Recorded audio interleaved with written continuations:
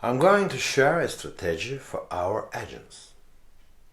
I'm asked quite often about how to properly grow your network and how to find new people.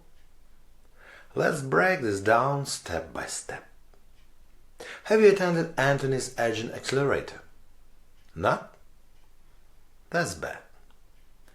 You definitely should. That's exactly where he teaches agents the best strategies and how to work with people the right way.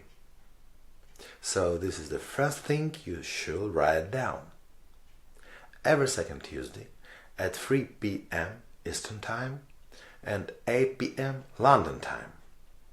Now let's look at what Anthony explains in his materials about the warm market.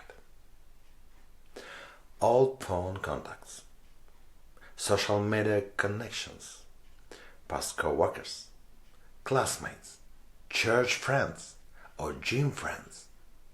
I completely agree with him. Pay close attention to these. These are your potential partners, future clients, and future agents on your team. Webinars save time and eliminate confusion. There is no need to explain everything through messages. It's much better to invite people to a place where the information is structured and delivered professionally. It's important to understand. This is not about pushing people. It's about trust and relationships. Set a weekly goal for yourself. 50 or 100 new conversations and 20 people invited to a webinar. And now, my opinion as a leader. The warm market is the best place to start, but it's not the only way. If you want to grow consistently in partnership and network marketing, you need to do two things: be visible and be useful. Don't try to be an expert right away.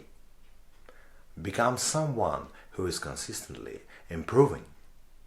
A little every day, steadily. Treat people with respect and on a human level. Look for communities based on shared interests. The strongest long-term approach is building a personal brand. When people start reaching out to you because they see your consistency, growth, and development. I am for that result. Now go and start today with knowledge, with purpose,